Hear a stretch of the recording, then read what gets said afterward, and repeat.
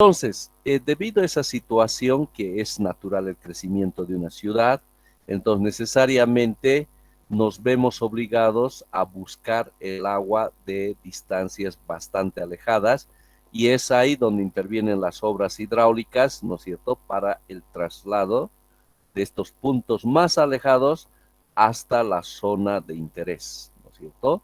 Y ahí tenemos las obras hidráulicas, ¿no?, que tienen que ser capaces, ¿no es cierto?, de trasladar una cierta cantidad de caudal, ¿no es cierto?, seguramente en función al caudal de demanda, ¿no es cierto?, al caudal de demanda que se va a requerir para los diferentes usos. Puede ser el uso de consumo humano, puede ser para riego y otras aplicaciones, ¿no? Bien, también otro aspecto clave que tiene que ver con nuestra carrera, pues va lo siguiente. Vamos a suponer que tendríamos una zona de riego, ¿no es cierto?, una zona de riego en este lugar, ¿no? Y tenemos las plantas, ¿no?, que tenemos que regar. Ahora, seguramente nos estamos cuestionando, ¿y qué es regar? ¿Por qué tenemos que regar a las plantas?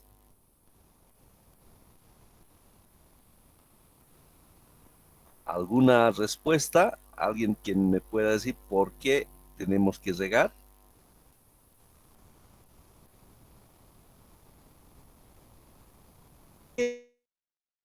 Personas nos recomiendan tomar un promedio de 2 litros al día. ¿Por qué? Y que aquella persona que no lo hace realmente va a sufrir serias consecuencias, ¿no?, del riñón. Siempre me acuerdo de un amigo que él escuchaba y nunca creía esto hasta que él me dice que le ha tenido que llegar el momento y él se retorcía de dolor, un dolor insoportable el de tener de los riñones, porque él no tomaba agua, no creía eso, dice, ¿no? Pero realmente ha sido lo peor de su vida, me contaba, ¿no? Entonces, ¿por qué tenemos que tomar agua, queridos estudiantes?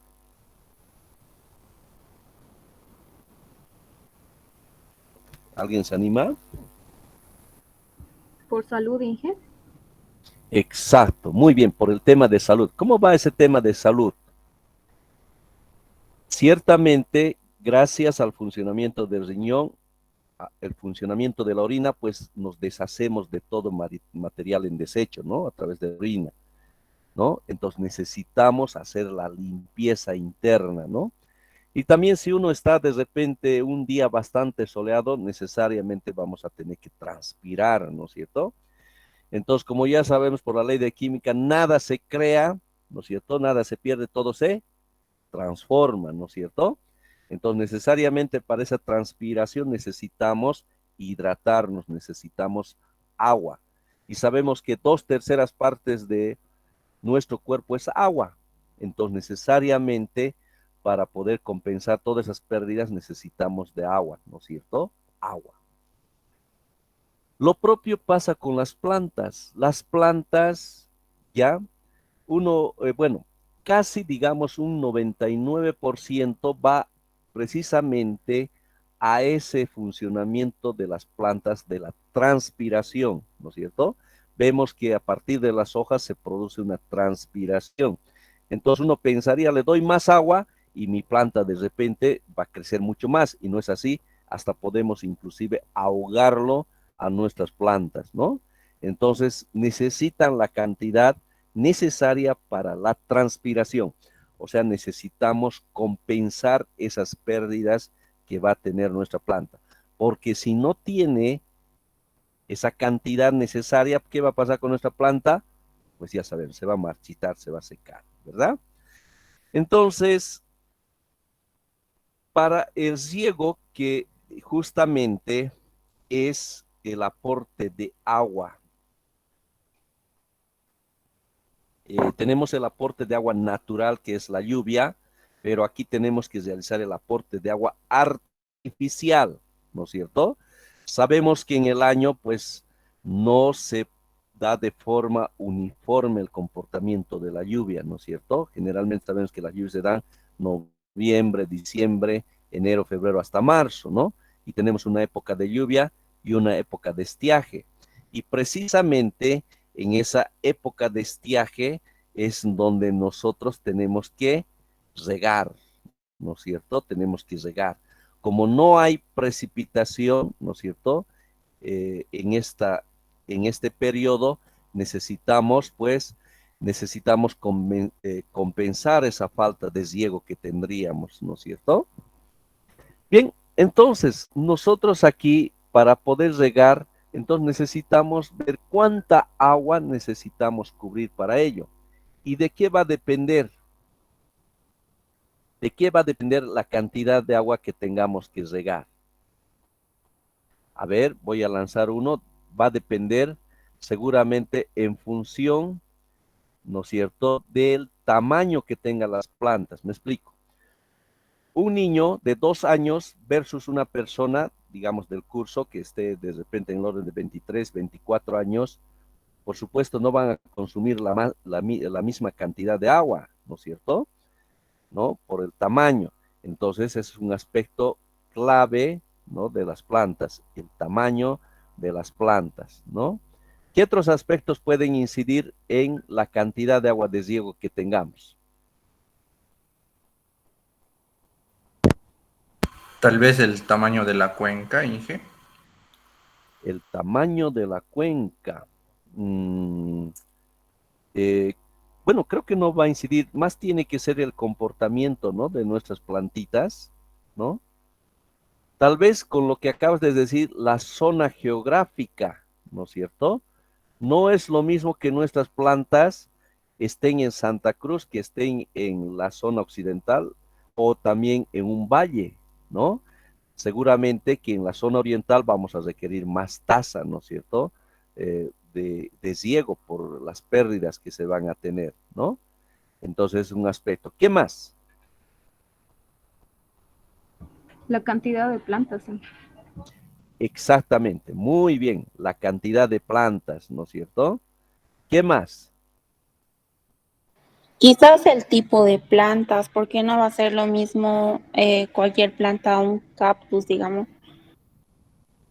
Excelente aporte, cierto, el tipo de plantas, el tipo de cultivo, no es lo mismo cultivar papa que cultivar de repente zanahoria o cebolla, o todo aquello, ¿no? Cada tipo de planta tiene su respectivo consumo, ¿no es cierto? ¿Qué más?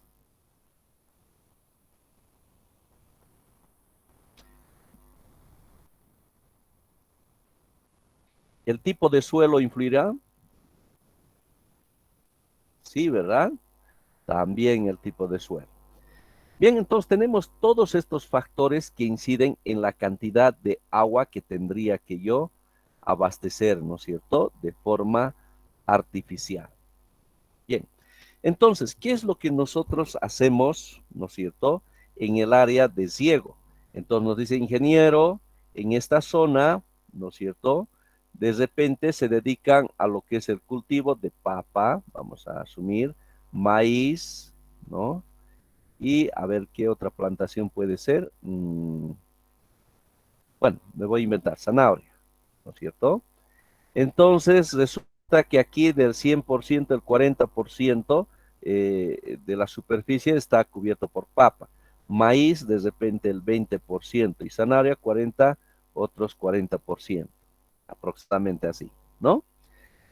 Entonces, también aquí tiene mucho que ver lo que representa las costumbres. Entonces, en los meses del año que va de enero, febrero, noviembre, diciembre. Depende cuándo ellos van a plantar. De repente ellos van a plantar una cierta fecha aquí la papa. Entonces, el tiempo que le tome a la papa hasta su cosecha.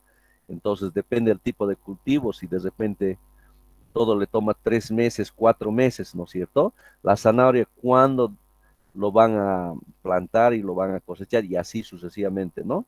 Entonces, en base a ese comportamiento de lo que son los usos y costumbres en esa zona, es donde se va a requerir la cantidad de agua suficiente, especialmente en esta época de estiaje que tenemos que regar, el riego, ¿no es cierto?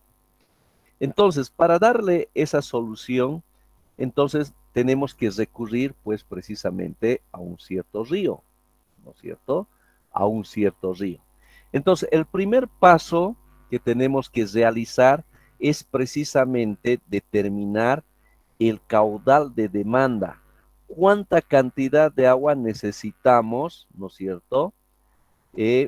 Poder satisfacer para cubrir bajo este comportamiento de cultivos que tienen ellos, lo que va a ser el caudal de demanda, ¿no? Es similar como un sistema de agua potable, que todos lo sabemos y manejamos, ¿no es cierto? Esa población inicial, tenemos una población final, ¿no es cierto? Y tenemos una cierta dotación inicial y una dotación final. Al final, con la provisión y con todo eso, determinamos un caudal de demanda, ¿verdad? Entonces, lo que tenemos que hacer ahora es justamente buscar una fuente para trasladar el agua para, ¿no es cierto?, cubrir esta demanda.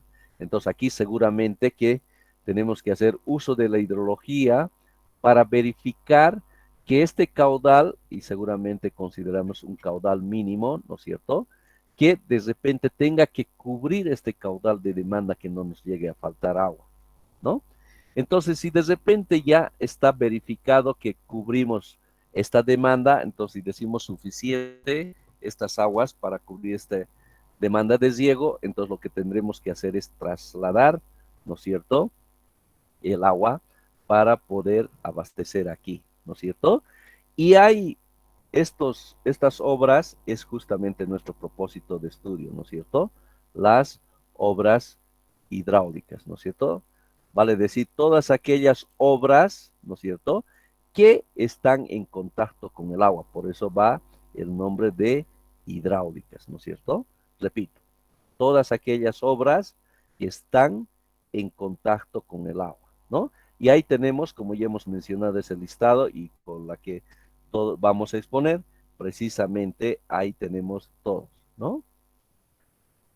Todas nuestras obras hidráulicas para el traslado desde aquí del origen hasta el final, ¿no?